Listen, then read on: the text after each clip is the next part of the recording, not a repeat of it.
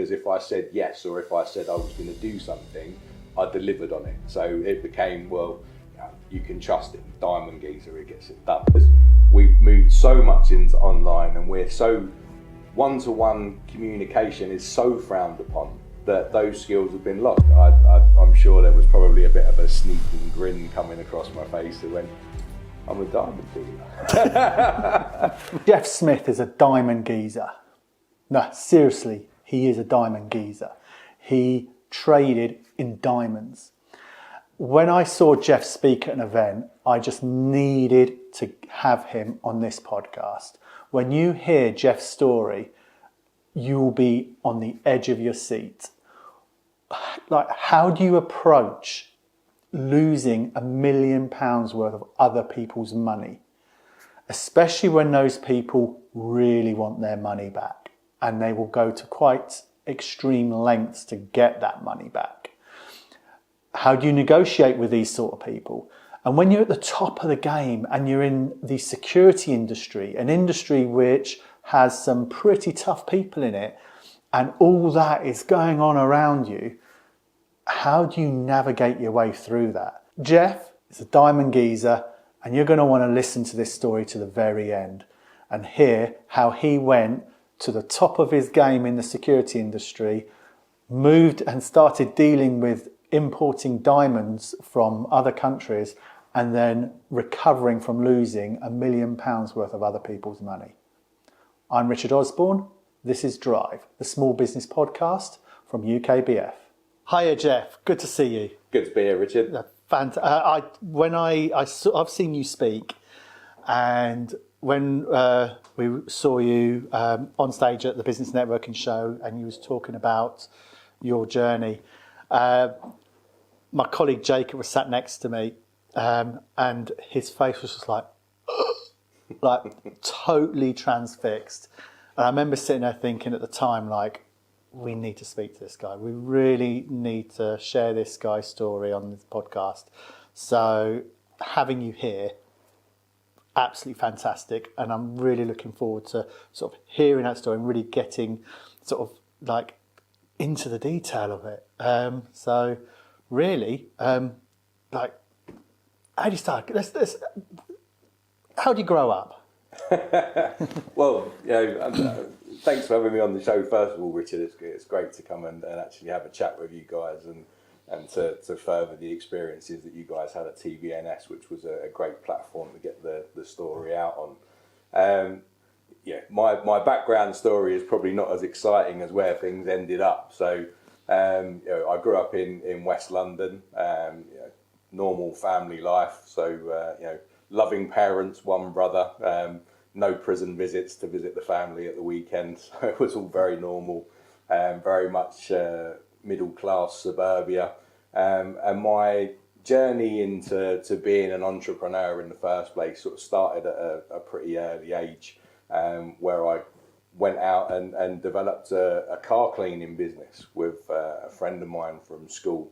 And that was my journey into entrepreneurialism. That was where it all stemmed from. I'd seen Wall Street on the TV.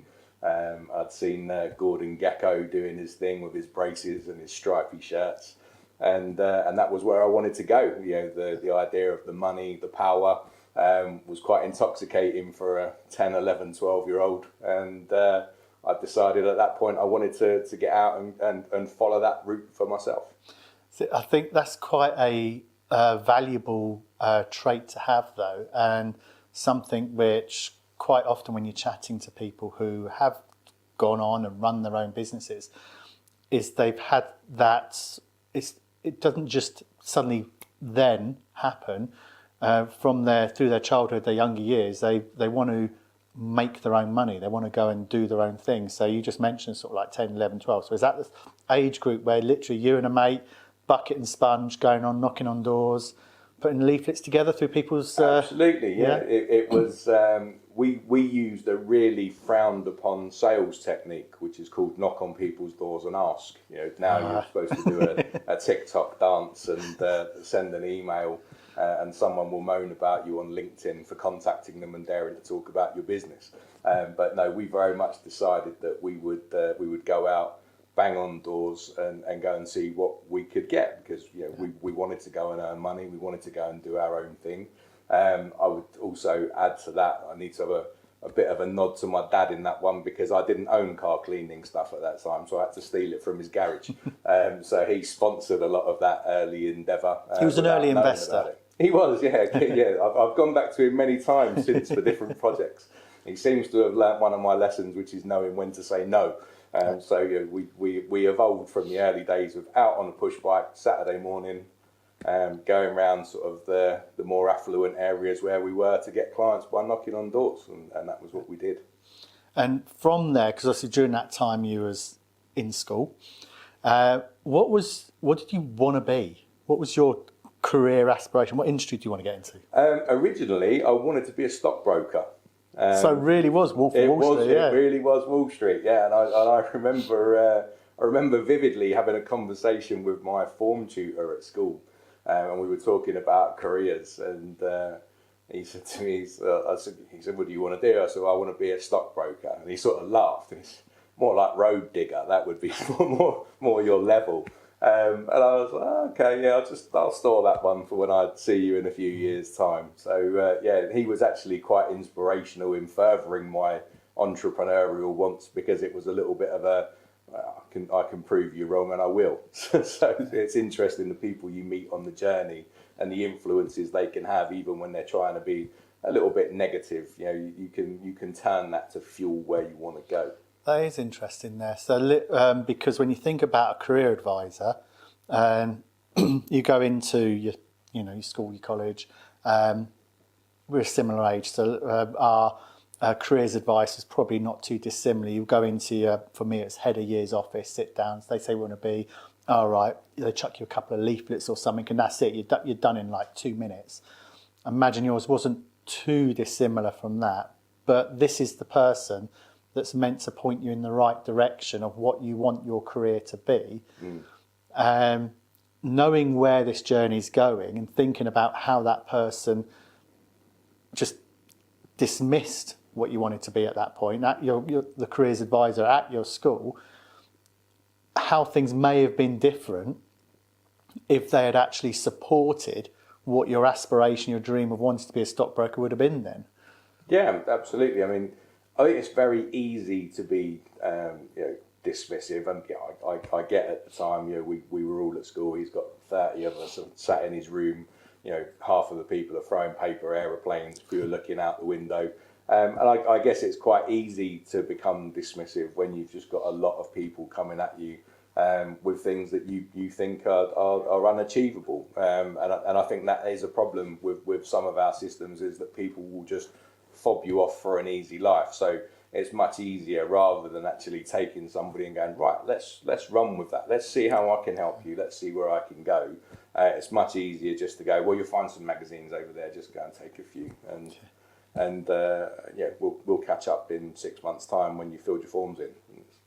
And that seemed to be, back in certainly my experience of schools and careers, that was pretty much what we did. We had a careers library, which was one room with various different brochures on join the army, be an architect, join the nursing profession. Not an awful lot in between, really, and that was your guidance. That was what you had to deal with. So there certainly wasn't a lot. If you wanted to go and aspire to be something in business, something a bit different, get into trading, something a bit entrepreneurial, that support network, as far as I was concerned, was not there and not available. No, so they dismissed you, and you just said yourself there that sort of fueled you, sort of like, right, I'm going to show them. Things don't happen overnight, though. So what you got through there, left. What was your first job? What was your first step? Well, I did various different things when I was working through. So obviously my early stages was out on the Saturday and washing the cars and everything else. And I learned a lot from that. Actually, I learned a lot of consistency. Actually turning up, getting the stuff, being reliable, coming back time after time. And that's where my early sort of entrepreneurial lessons were formed. Really, is where I learned. and where I had my first successful exit as well, having sold out the round for some girly mags and a few £100 to one of the sixth formers. So it's a successful exit. I'm going to take it. So, and then after that, I went on. Obviously, I was growing up. Sorry, just going to pause you there. So you sold your first business. I did. Yeah, I sold my. So let's talk about that negotiation. Well, it was quite an interesting one. I won't name names. I'll call Trevor because his name was Trevor, and he was a sixth former at our school. And obviously, I was being one of the bigger guys at our schools. By this time, I was already involved in weight training, rugby, and various different martial arts and stuff. So the older kids in the school knew who I was. And they also knew some of the stuff that we did because we generally had some money in our pocket, could do a few bits and pieces. And one of the guys came and expressed a bit of an interest. What do you do? How do you do it? I told him what we were doing and the fact that we had a round there. And he was in a position where he was doing his A-levels. His parents were on his back to get a job. He didn't want to go and work in the Tesco's coffee shop, which was the most lucrative, next best thing for us all at that stage. And he asked if he could get involved. But by this time, I'd become a bit disillusioned with going out every Saturday and trying to do the stuff. And my vision of being an entrepreneur is, my association with the meaning of it is if you've got a business that you've set up, does the money still turn up even if you don't? Because if it doesn't, you've bought a job. So, and at that point, I knew I'd bought a job, so I didn't want to do it anymore. So we had a chat in the sixth form common room, and we agreed terms, and it was a cash deal with to be paid immediately, and then clients transferred across, and then he chucked in a couple of sweeteners for us as well. With some artistic magazines, and that was the first deal, and that was how it was done. It was as easy as that, and then he took it over, and I think he did continue to run it for a few years. So we're making light of it and joking, but I do find it fascinating to listen to that as an individual you had that mindset whilst you're still at like sixth form, high school, that sort of age, because if I think back to my 20s, I remember a director, who's the ops director of a company I used to work for, and just generally in part of his mentoring, coaching, as I was like the young lad coming up to, he turned around to me and said, a business owner, an entrepreneur, never really makes their money until they sell their business. That was just his approach. And I learnt that later on. But you're already thinking in that sort of mindset, beyond the jest that we're having of like what it was. It's still that very mindset, as you just said. Does the money come in even if you're off sick or unable to work? Which I think's just a fascinating insight into where your mind already was at that stage. Yeah, absolutely.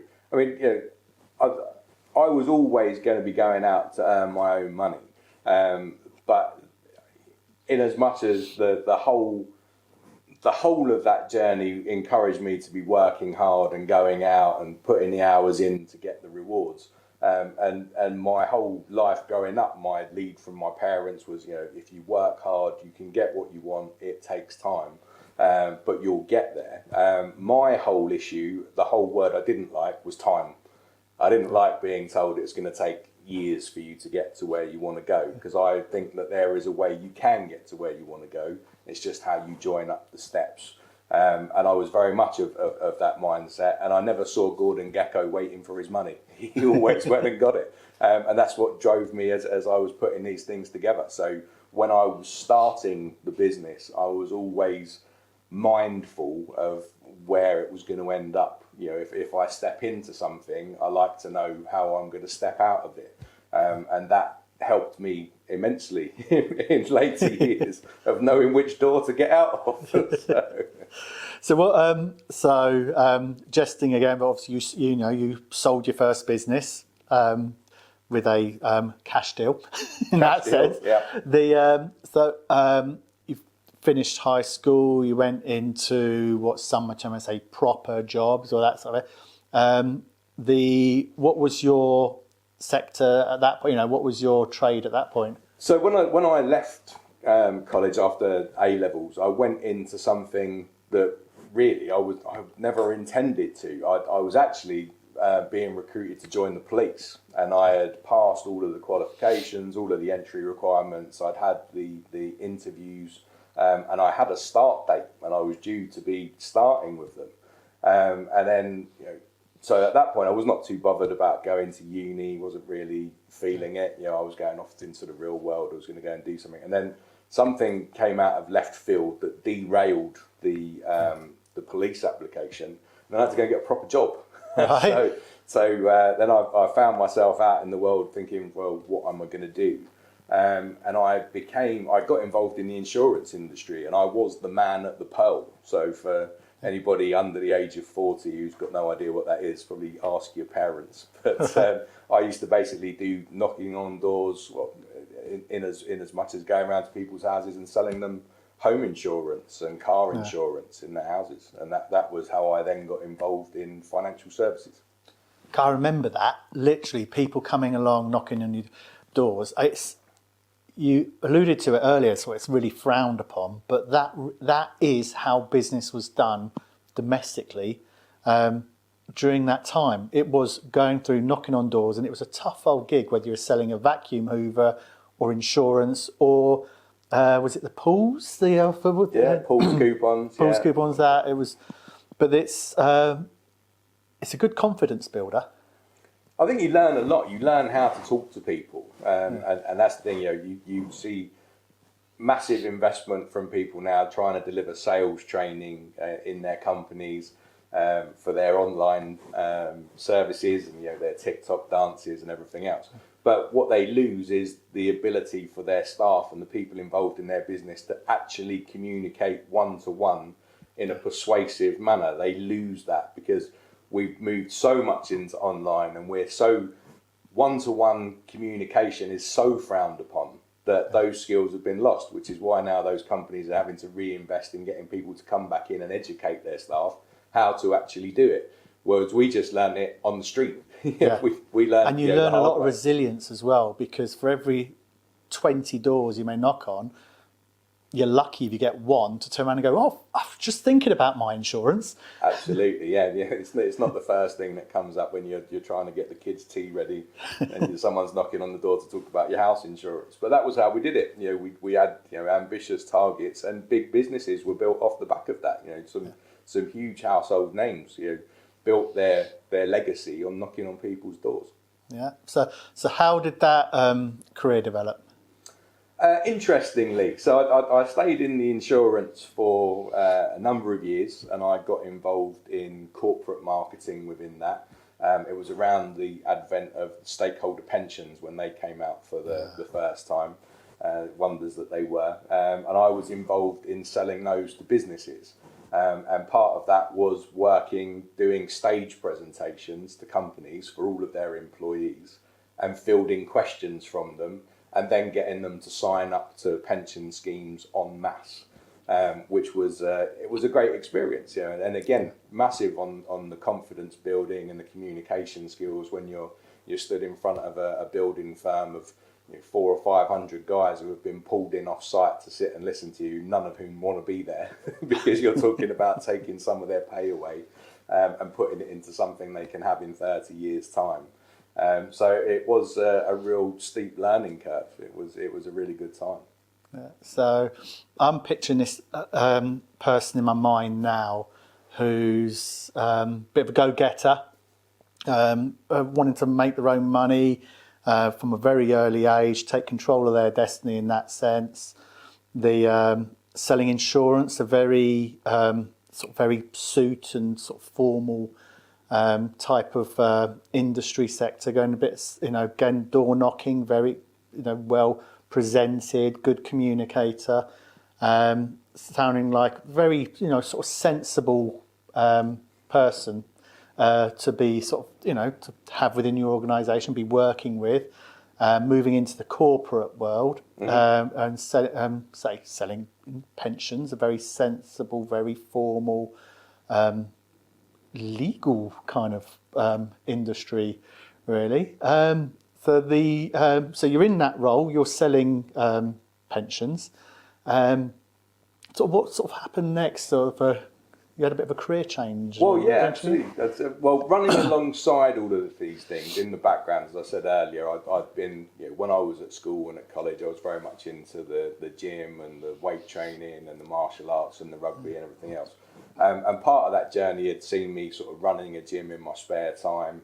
And particularly when you're in the gym during the daytime, it tends to be a lot of guys who work in the security industry.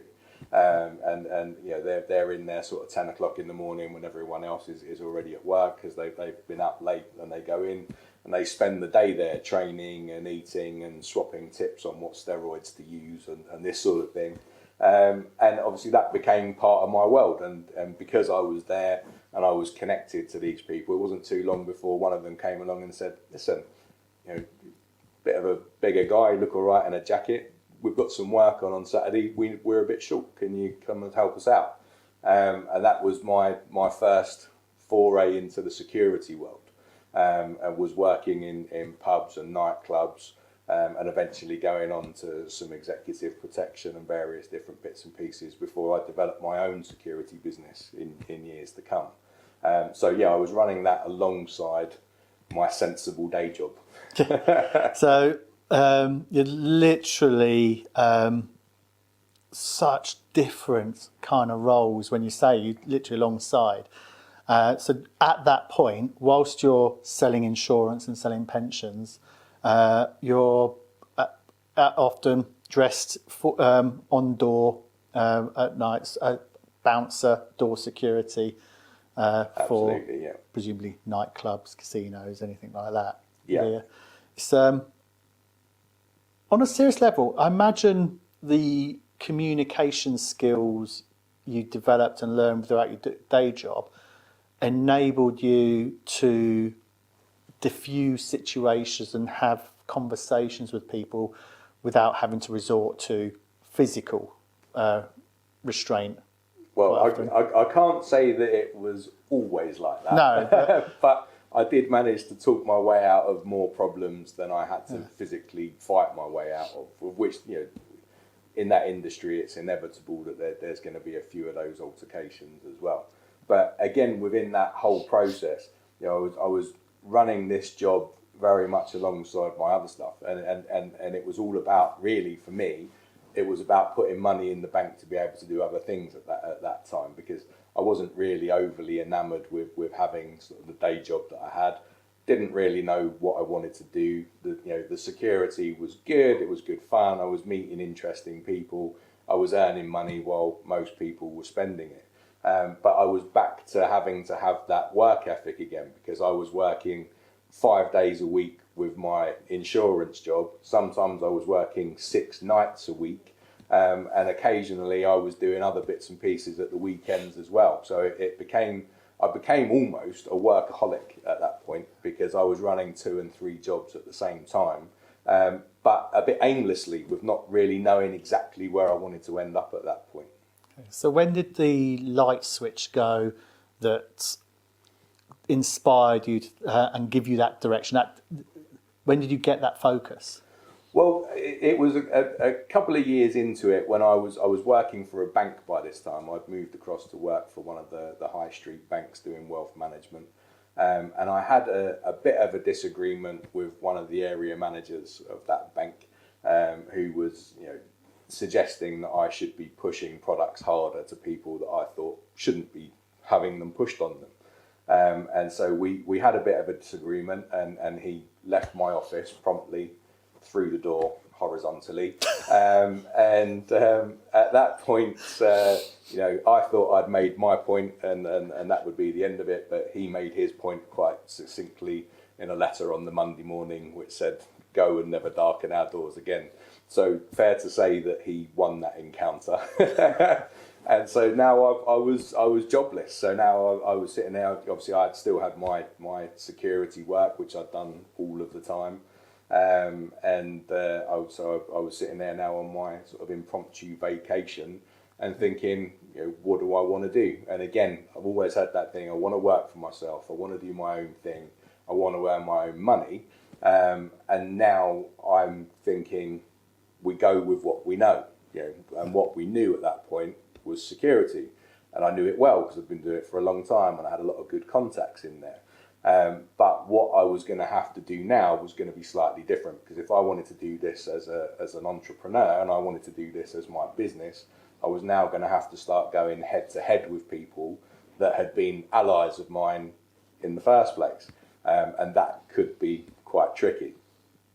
Right. Presumably, because of the very nature of the industry it is, people don't normally deal through cease and desist letters or something along those lines. No, it was one of those things when I moved across to do it, and I decided that I was going to go my own way, and I was going to set up my own security business and start taking contracts. But I had to be a bit mindful about how I would want to do it, because I liken the big companies in the security industry to crocodiles, really. If you put your head in their mouth, it's going to get bitten off. So I had to come up with a way that I could not get my head bitten off, because you start going after people's contracts, you're likely to get 3 or 4 guys turn up round your house at 3 o'clock in the morning with balaclavas on, and it's pretty fair to say they're not there to invite you to a ski trip. so that's not going to happen. So I had to try and find a way that I could continue to work, continue to be allied with these companies. And so I sort of decided, and again, using the crocodile analogy, everything that sticks its head in the mouth of the crocodile gets it bitten off, apart from the little bird that flips in and cleans its teeth. So I decided to come up with a methodology that would allow me to do exactly that for the bigger companies, by taking on the worst places that they didn't really want, or the places that were difficult to staff, or the places where they were having issues that was just taking their eye off the ball, or not really financially worth their while because they were so big, but could be worth my while as a smaller operator.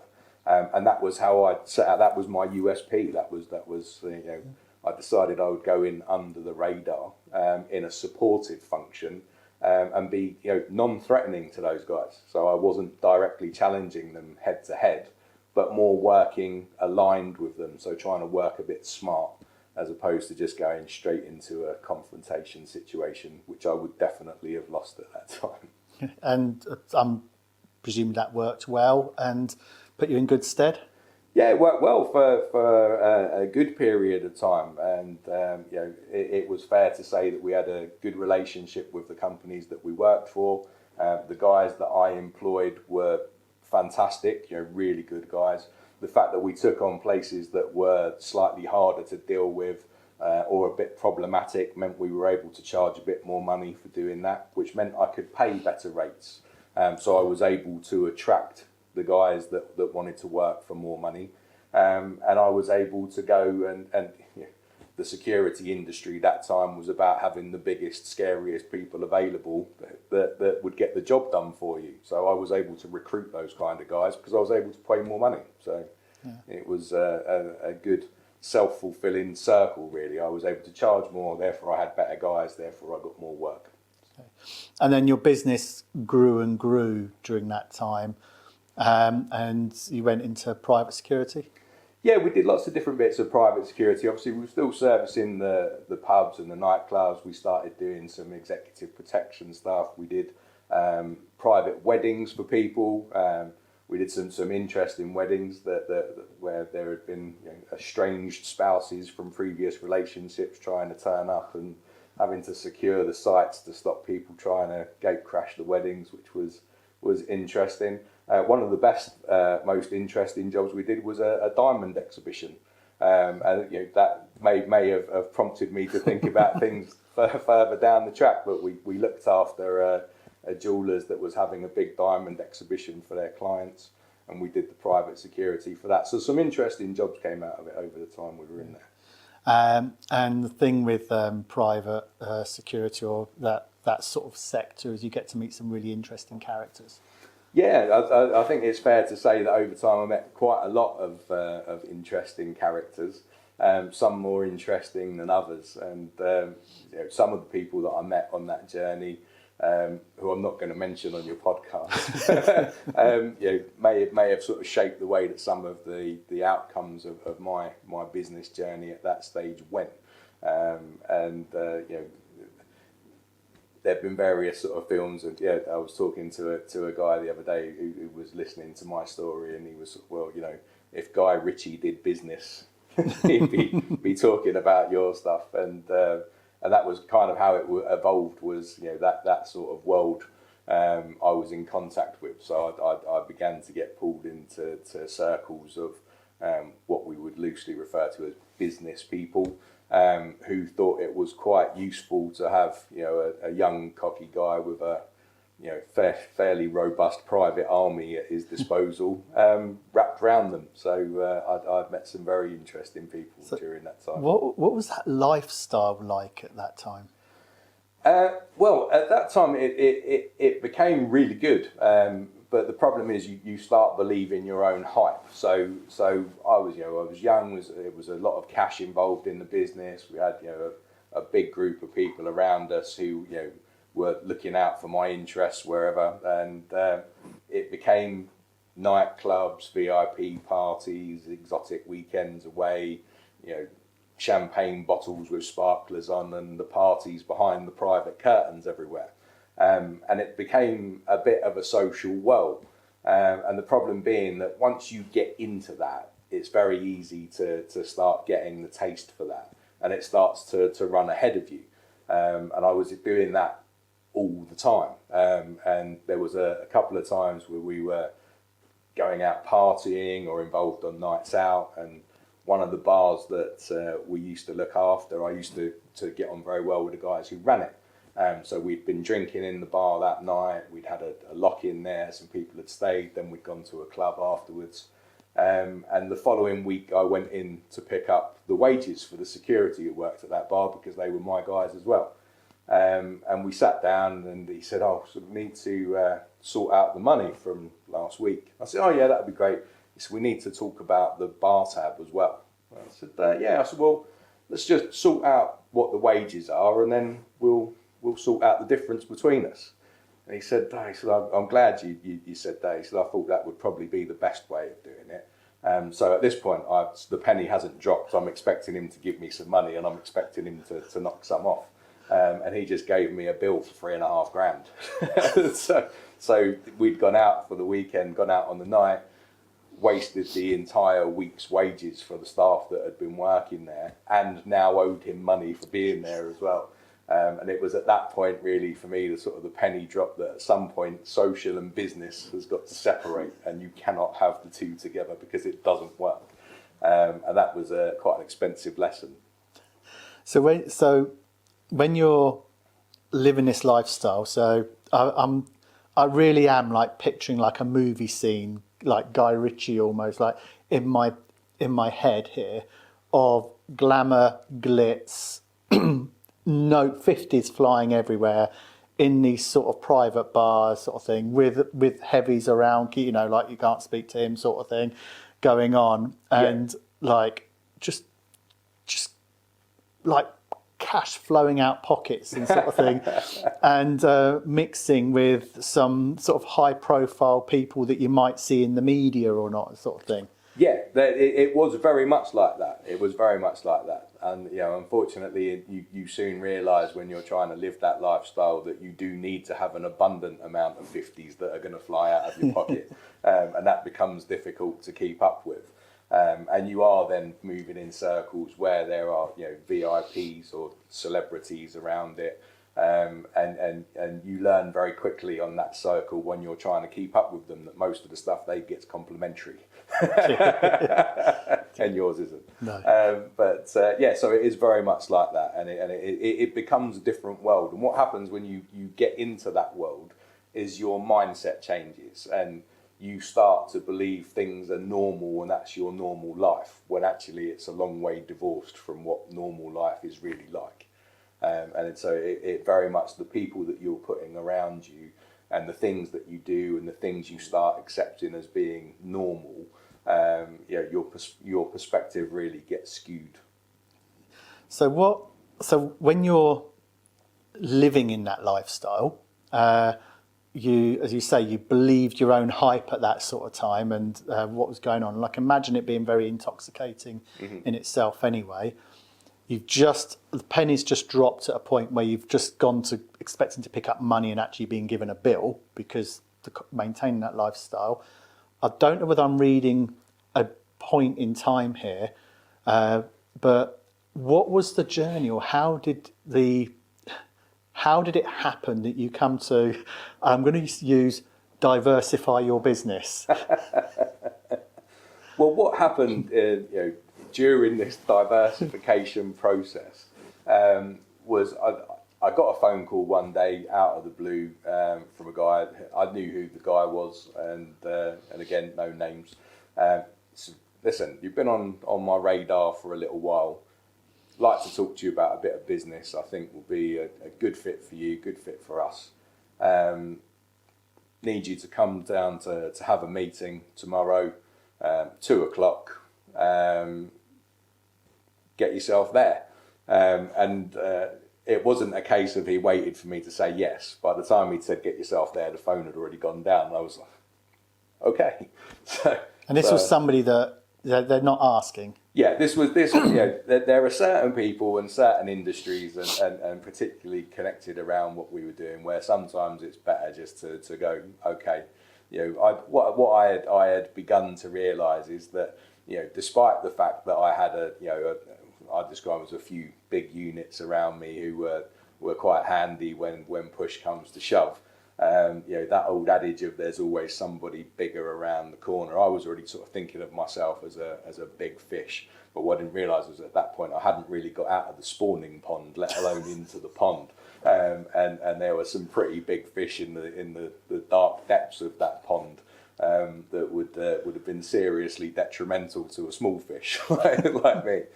So it was one of those phone calls. It was like, this is a meeting. You're going to be there. You're not going to say no. See you at 2:00, and that was set up, and that was the start of my journey on a path that would dictate the next period of my life. So how'd that meeting go?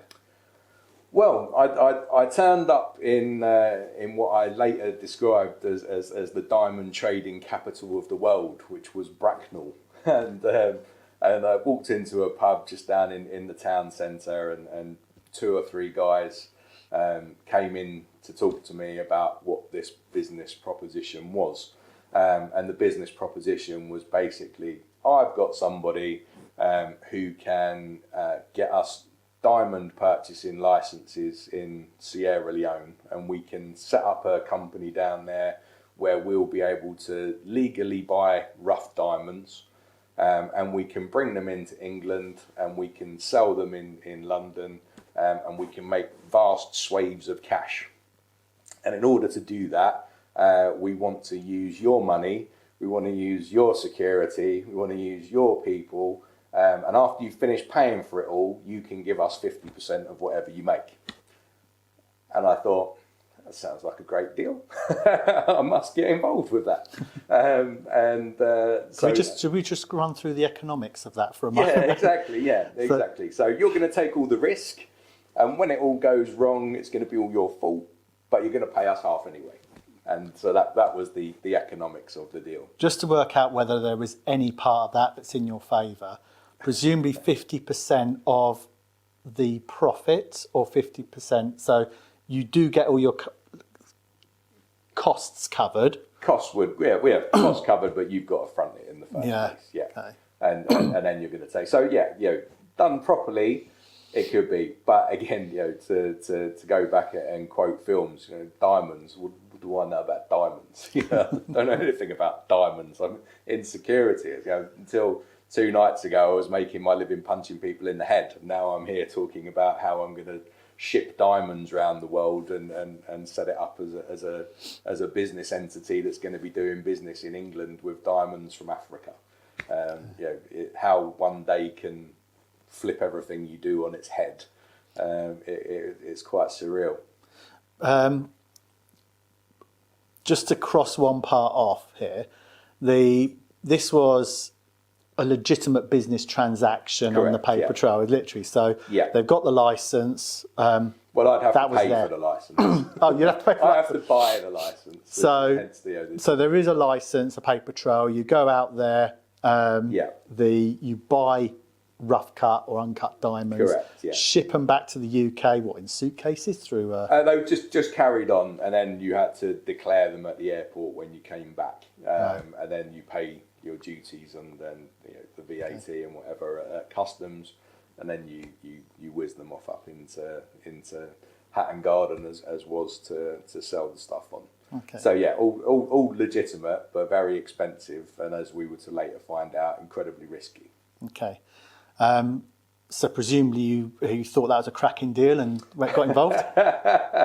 Well, I'd sort of made a reputation during my time on the security of being a man of my word, and that was actually where the Diamond Geezer moniker that I use for the speaking came around. Not actually because of my involvement in diamonds, it was because if I said yes or if I said I was going to do something, I delivered on it. So it became, you can trust him, Diamond Geezer, he gets it done. So that was where it evolved from. And so I sat there for a minute and I sort of evaluated what had just been put in front of me. And part of my nature, and it always has been, is I am an inherent risk taker. I seem to quantify risk in different ways to other people.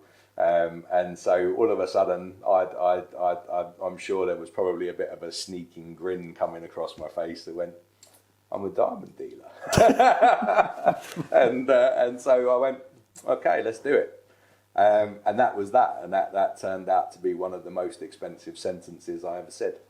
Right. So how the first, that deal, deal went well? Yeah, so after that I went off and did some homework because you need to know what you're jumping into, and I didn't have a clue. I've heard all of the things and all of the big business brains like Branson saying yes and then figure out what you were going to do. So I was in to figure out what we were going to do. So I had to go off, do some research, find some people, try and get some clarity on what would happen when you turn up at Heathrow Airport with a load of diamonds. What actually is going to happen at that point? Where does it go from there?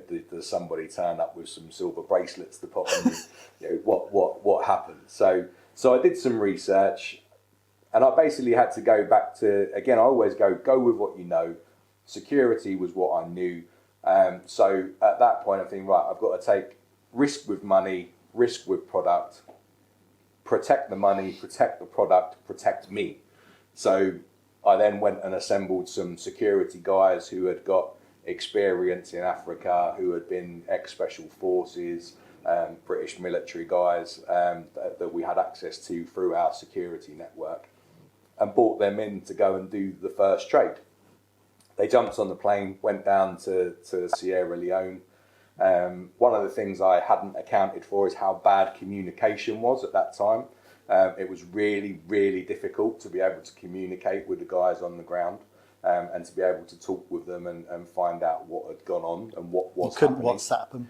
No, that would be the thing of myth and fantasy at that stage, to be able to get a WhatsApp down to somebody down there. That would have been amazing. But no, it was really sort of bad communication. But over the period of time that it was there, we managed to get some funds down to them, managed to get the gist that things were moving in the right direction, and they bought some stones back to the UK, and we got them in, and after some toing and froing, a couple of hairy moments where I thought I might have a heart attack, the first deal went through, and we did quite well out of it. Yeah. What caused the heart attack in those? Well, I don't know if you've ever seen a rough diamond, but at this point I hadn't. Right. so all I knew was I had a box of what was alleged to be diamonds that had cost about £120,000, and it looked like broken bits of tarmac to me. And so I saw it. They'd sent me the pictures of what they'd actually bought, and I'd lost my mind. I was, what on earth have you done? It wasn't quite that polite. And it took someone else to sort of say to me, "Look, no, listen, that's correct. It should look like that. Don't think that it comes out looking like you've got it set on your ring, because it doesn't. This is the way. This is the evolution." So once that had gone and I'd scraped myself back off the ceiling, and it went through. Then trade one went through and went relatively seamlessly, and we was all able to take a bit of a sigh of relief. So you covered your costs, split the money, deal done, and got a bit of a taste for it. Yeah, we did all of that, and I remember vividly, the night after it all taken place, we'd sorted all the money out, and I went out for a night out with friends, and I had the cash that was left. My share of the cash was left in a bundle in the glove box of my car, which we just left in the street outside. And I had, in the region of sort of 35,000 in cash just lobbed in the glove box, because we just went out and we just didn't care. That's what we did. That seemed perfectly normal and acceptable to me at the time. But so first deal went well, went as we expected it to, or as we had hoped it would. And then, at that point, pressure grew to do it again. Okay. Pressure from yourself, pressure from external forces, a bit of both? A bit of both, I think, because as I said, it's very easy to start believing in your own hype and getting caught up with it. And we had gone through the process of putting this trade together, and even now with the trading and stuff that I'm still involved with, it's still the thrill of the chase of putting the deal together and doing stuff that proved that you could do it. In the back of my head, I had my year 5 geography teacher going, you'll never be more than a road digger. I was, well, look at me now with my bundles of cash everywhere. So there was always something driving the next one. So internally, but also externally from one or two well-placed phone calls who were going, well, time we got on with the next one then, really, isn't it? So we went again. And a little bit of a higher risk this time, a bit more investment. We had to up it. We wanted to up the ante. We'd done it, and again, we upped it from the perspective of wanting to see a bigger result. At the end of the day, we were young and money driven. Our main focus, my main focus at that time, was get the money. I wasn't really too concerned how we got it. It was a question of going, right, that's what we need. Let's get it. So once you've got a business model that in your head works, it's very, short of starting to bring in more people, make it bigger and expanding over time, the only way you're going to make it bigger quickly is throw money at it. And that's what we did. So we threw money into the equation. We didn't bring in anybody new. We kept the size and the scale of the team involved in it the same.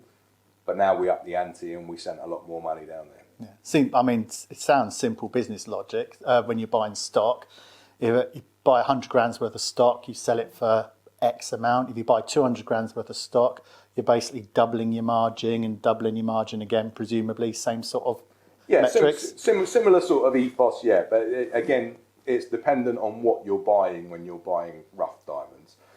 And we had a guy who was going down with our security guys who was an expert, probably about as expert as me, but he was an expert. So he was dictating what was getting purchased on the ground and what was going on. But each time we were sending money down there. The first time we sent down about 120,000. By the time it was all said and done, we probably yielded sort of 60,000 or so off the top of it. Second time we went down there, we decided that we were going to go bigger, and we called in the ring around, the friends, family, whoever else you can get money from, and we pulled in about 500,000, which went down there this time. And that's easier said than done particularly when you don't have a bank account in Sierra Leone to try and get that down there. So you're travelling down there with basically £500,000 worth of cash. Well, there was a lot of that, and also because of limits of things like cash you can actually physically carry. We were also having to avail the services of multiple Western Unions and MoneyGrams just to physically get the cash into the country. And I've got a mental image now of Wolf of Wall Street where they're taping the money around their waist. It was a bit like that. So, there were certain MoneyGrams and certain Western Unions around the sort of the West London area that must have just kept wondering why they had like these big queues of goons outside their shops all the time, turning up with individual packets of £4,000 and £5,000 to send one after the other. It was a little bit of a mission. But the second time we went down there, obviously we had to go bigger to make it worthwhile, and because we were really proving we'd arrived now. We were the next big thing. So you're making good money, and then You just decided we're going big. Yeah, go big or go home. So we'd executed deal 2. Deal 3 came along, and what we didn't realise is that after deal 1 had gone down, and we had got into the throes, that there were people, many thousands of miles away who were already colluding on what our downfall was going to be. So we executed deal 2, which was great. Deal 3, well, we're cocky now. I was already cocky. I didn't need much help. So now I'm really cocky because we've done it twice and we've done it with no issues. I've got the best security guys. Everything is going swimmingly well. So this time around, we're going to go really big. So again, calls into business people who might want to invest. Friends, these aren't family. your bank manager business people. No, these are not your typical bank manager business people. I said there's something strangely disconcerting about the sort of guy who turns up in your office with 50 grand or 100 grand in a holdall, and despite all the risks you've explained to him, just puts it on the table, gives it a little pat like you're giving this back to me whether you like it or not, and then leaves. So some of those types of business people. Friends, family, and then because we were greedy and cocky, and we decided, right, well, this only takes a week for this to go through. So we've got money that we put aside from the security business for the VAT. We've got money we put aside for the payroll, but back in a week. So we'll use all of it, and so we up the ante to get as much money down there as we possibly could. Hey, this is your money at this point. This is not all my money. Unfortunately, it would have made life much easier if I was. So this is money that we've pulled in from my own businesses, and then also from people around us who have been able to put cash up to enable us to do this, and to make sure that we've got enough to go down there and get the kind of return that we want. So how much are we talking? We're up to the £1 million mark at this time. So Okay. so that's where we were at. And then we go from there. So the money is down there, the team are down there. You're Western Unioning, and you're Western carrying cash Union, and cash £1 million carrying. worth of cash. Yes, yeah. As you do. That okay. was fairly normal in those days for all of us. So we sent the money down there. We sent the team down there. We sent the guys down there to go and buy us our next big payday, and to bring it back home for us. Cool. How'd that go? Badly. It went very, very, very badly. What became apparent when the guys came back, I was sat in my office, because I'd stopped having to insist on being at all of these meetings when they're having, because it was just going to be easy. So I was sat in my office, and a phone call came through from the guy who used to run my security for me, and he basically said, are you sitting down? And I could tell, this was a guy who has been around the world, special forces. There was not much faze this guy, And you talked to him, and he was just a lovely, nice guy. But there was now an edge to his voice that I hadn't heard. And he was just like, are you sitting down? I was like, what's happened? He said, we've just got into the garden. We've unsealed the package, and I said, okay, yeah, great. What's it look like? What's the problem? He said, well, I don't know quite how to tell you this. He said, but we've got a box full of broken glass. And I went, what do you mean broken glass? And he went, literally broken glass, as in some of it's still got Budweiser printed on it. And at that point, the world stopped. Wow. Yeah, absolutely wow. And I just want to roll back a little bit. So literally, you've taken every penny that you had yourself, but you've also borrowed a shit ton of money. Yeah. From, I'm going to stick with your term, business people. Correct. To the tune of like £1 million. Yeah. Yeah. And you've just bought a few broken Budweiser bottles. Yeah. That's the strength of it. And so at that point, I could feel the sweat running down the back of my neck, to be honest, at that point.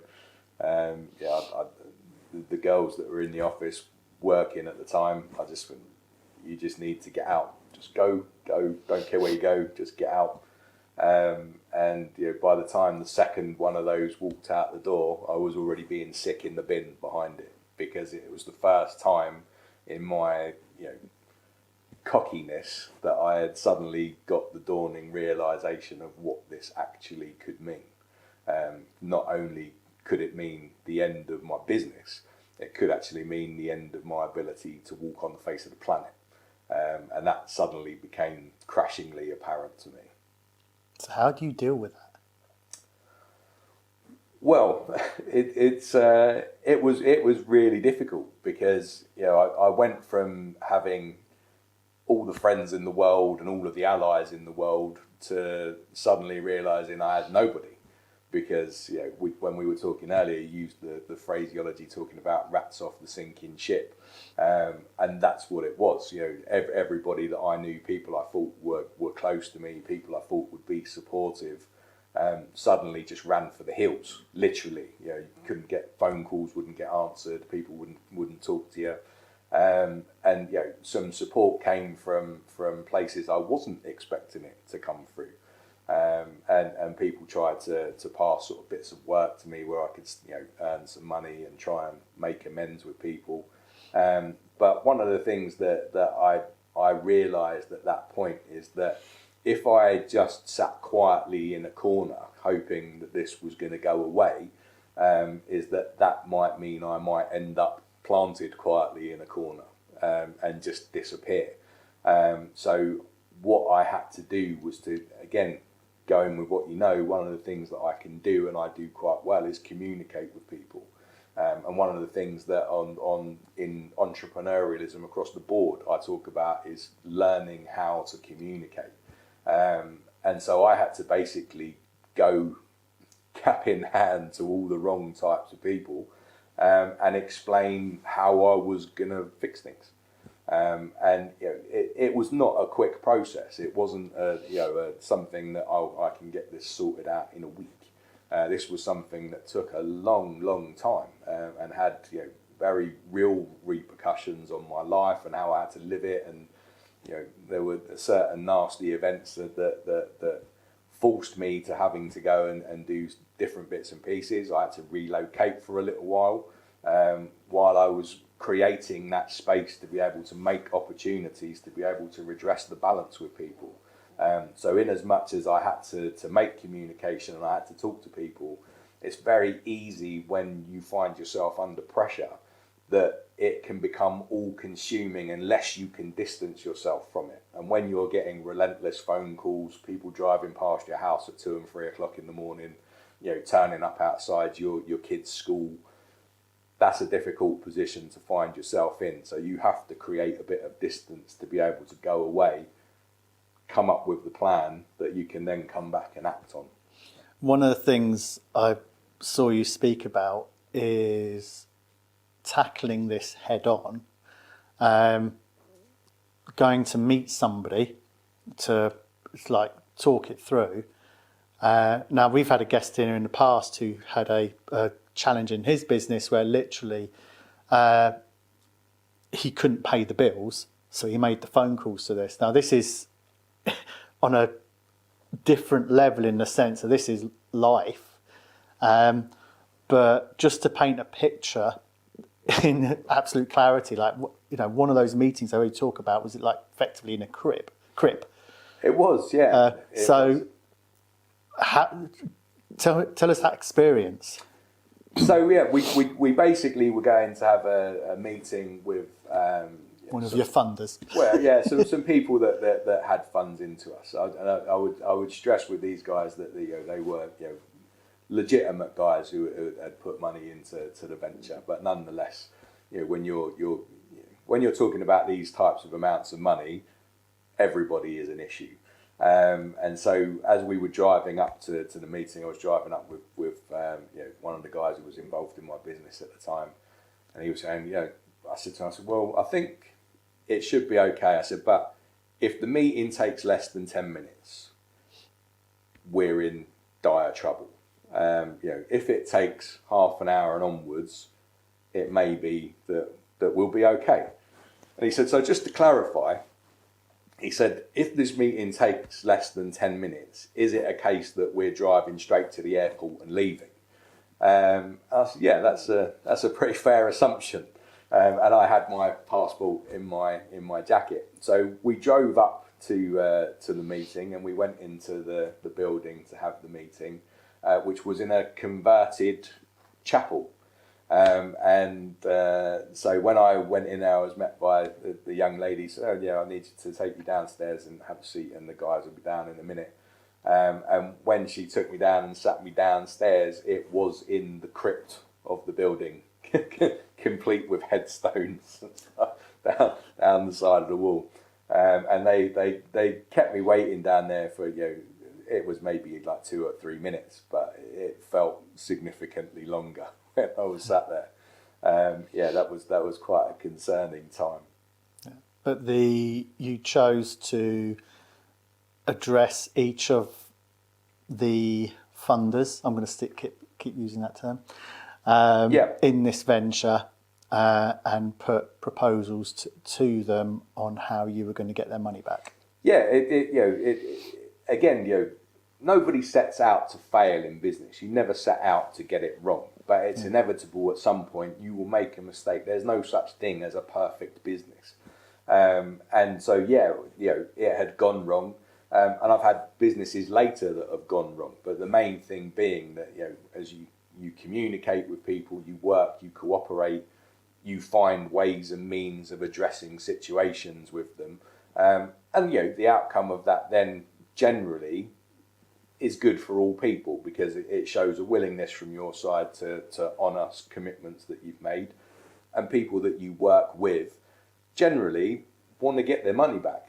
At the end of the day, I sort of laughingly joke about it, but when you have problems in your business, if you owe money to the bank or you owe money to the tax man, things that seem insurmountable at the time, you have to try and put that in the context that these guys are not gonna, your accountant is not going to turn up round your house at 3 o'clock in the morning and sit on the end of your bed and threaten to shoot you.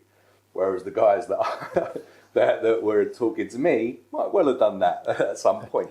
It sort of quantifies for me that actually when you sit there and you think things are bad, and you think things can't get any worse, that everybody you're going to meet on your journey will work with you if it means recovering their own interests.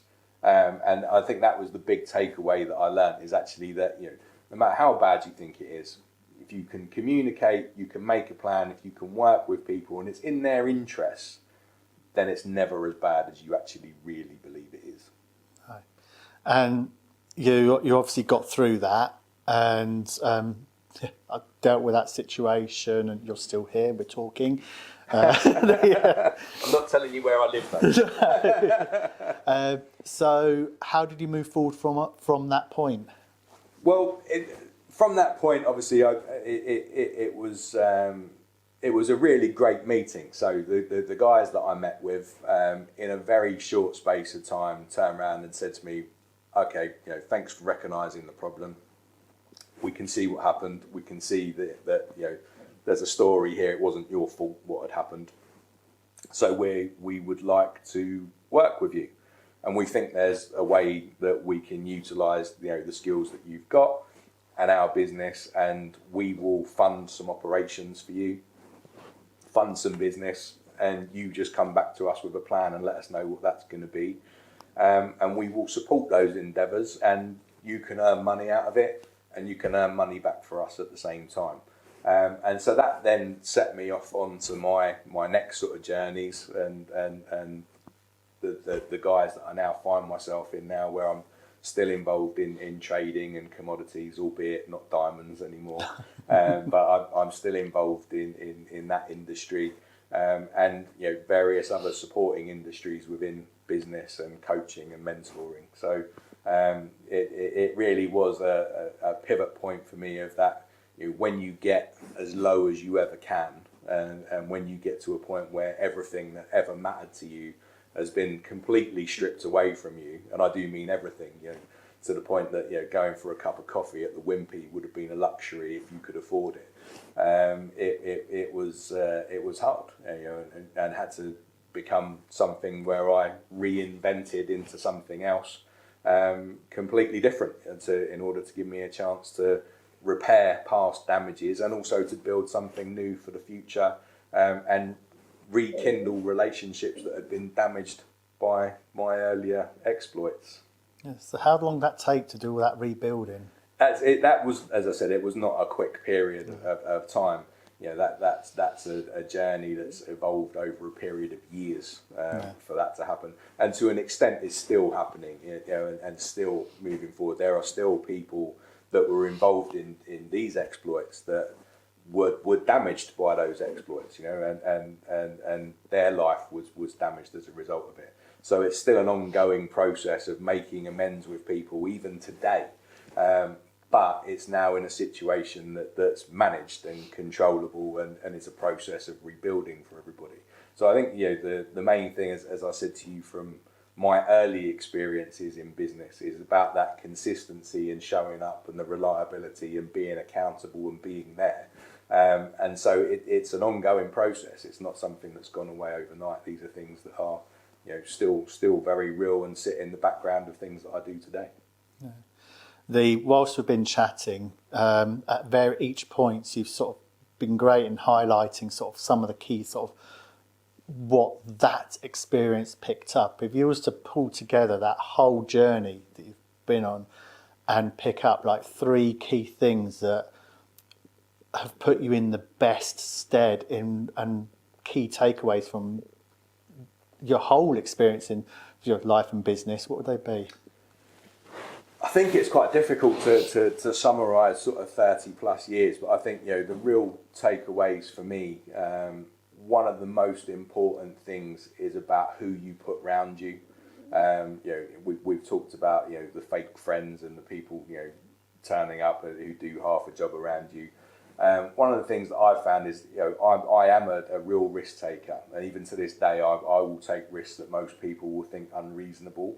And one of the things that I learned was to put people around me who can complement my skills, but will also challenge me and will also go, perhaps we should take a step back here. So I think it's important to carefully select who you have around you, and particularly in a business context. You don't want loads of people who are the same as you, because they will all be charging at the same cliff you are, and you actually want one of those guys to turn around and go, whoa, just stop, guys, before we all go off of it. So be mindful of who you put around you. I would also say learn and get really comfortable with the word no. No, I'm not going to do it. No, I can't meet the deadline. No, that's not possible for me. As entrepreneurs, it's very easy to find ourselves just constantly going, yeah, of course I will. Of course I will. Yeah, of course. It's your big client. He's on the phone. He wants you to push a boundary to get something back for him on time. You feel compelled to say yes. I would say get comfortable with saying no. And I would say that's especially important in protecting your own mental well-being. If you're used to going to the gym at 6 o'clock in the morning, you don't start work till 8, you don't start agreeing you're going to take a client call at 7. You just don't do it. So get really comfortable with saying no. That would be my next sort of big takeaway, really. And lastly, I would say be consistent. Keep consistent, turn up, show up, be accountable, be focused, be persistent. If you've got your ideas, set your plans, set your goals, set your course, stay on it. So what does the future look like for Geoff? Well, hopefully rosy, Richard, to be honest with you. I've put quite a lot of time and hard work into things now, so I'm hoping to get some of the cream off the top of the bowl now. So I'm very much now focused on my other businesses, my commodity trading, where I'm hoping to move more into a role of a shareholder and move away from the day-to-day work, so that I can concentrate more on the keynote speaking and delivering messages to business, as well as sitting alongside and running my online business consulting platform. So I'm looking forward to sort of stepping away from the hands-on operations of stuff and getting more involved with talking to entrepreneurs, giving a bit of my message, seeing if what I can offer can help develop other people, and perhaps help them avoid some of the pitfalls that I might have strayed down in the past. I can see a lot of lessons there that so many people can pick up from. There's so much that pick up from there. But what is your real purpose? And to quote like the name of the podcast, really, your drive. What drives you to keep going, even when you're at that low and everything's gone, as you said, and you've got people sat at the edge of your bed and things like that happening? Well, actually, I can probably imagine what the drive there is. Fear and abject terror. But what is your what drives you to continue to want to run your own business and do what you continue to do? I think that's a really good question, and actually quite difficult to answer, because there are certainly times during that journey where you start going, is this really worth it? Is it worth it? Is it worth the sleepless nights? Is it worth the stress? Is it worth the toll it's taken on your family, the relationships, everything else?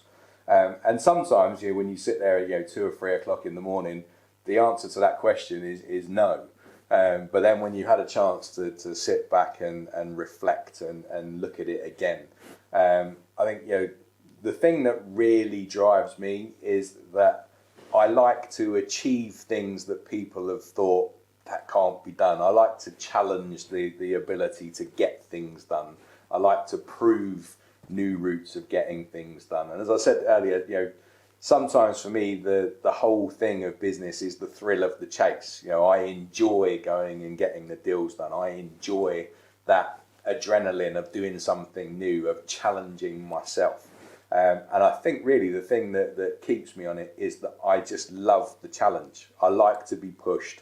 I like to find myself in situations that require me to think, what's the best route for me to get out of this? What's the best way for me to deliver a result? And in more recent years, it's become more about how can I deliver a result that not only benefits me, but benefits people around me. And that how can I drive people to also benefit from some of the decisions that I've made. So I think, I started out on my business career, I was about as selfish as they came. I was very self-serving. I wanted to know what was in it for me. And I think over the years that's changed, and it's become more about how can I support people and businesses around me to also grow, to enable me to grow. And that's how my, legacy, if you like, is where I'm looking to take people on the journey to elevate them, but at the same time elevate myself. I resonate with that so much. I think so many people, especially if they've been running their own business for quite a few years, their motivations and their drive changes and evolves as that person changes and evolves. Mine started to provide so much for myself and family, and now exactly with yourself, it's more about how I can elevate those around me, less about myself. As long as my mortgage is paid, I'm happy. Yeah. It's how can I bring everybody else up? Yeah, I think it's the thing is as you go, when you start out, you want all of the trappings. You want the cars, you want the big houses, you want the big bank account, you want the 5 or 6 holidays a year. And I think, while all of those things are nice to have, and they are nice to have, nobody's going to say, we don't want a nice car, but they become less important. You get in your car, by the time you've driven it 5 or 6 times, it's just a car. It gets you from A to B. It doesn't serve any more purpose than that. And if you can bring people up around you, that is something that will keep giving, because it gives to their family, it gives to their friends, it brings more on. And one of the things that we set out on the programs that I'm involved with now, part of the marketing is to positively affect the lives of 1 billion people. And that's positively affect. So that's not just about money. That's about changing your life experience. And I think that's become more where my focus is going in the business that I'm now pursuing, is leveling people up, bringing them up, supporting them, and put smiles on people's faces, because at the end of the day, who wants to be miserable? And Geoff, if somebody wanted to find out a bit more about the Diamond Geezer and what you can do for them, how do they find that? Well, if they want to have a look, you will find me on Facebook, just as Geoff Smith. You'll find me on there with a picture of my ugly mug next to it. You'll find me on Instagram, Geoff Smith 316. You'll find me there. And if you want to go and have a look at the website to find out a bit more about what we do for businesses, then you can find me on gsfastgrowth.com. Brilliant. We'll add those links into the Spotify, Apple, wherever you listen and watch this podcast. So anybody listening or watching, you'll be able to see those links in the comments or description for this now. It is an amazing story. I knew it would be. Jacob and I were absolutely in awe when we saw you first telling that on stage. Thank you for sharing. It's been brilliant. Thank you for having me. It's been really good. Really enjoyed it. I hope you enjoyed watching this interview, and I'll look forward to bringing you more interviews in the next episode of Drive, the small business podcast from UKBF.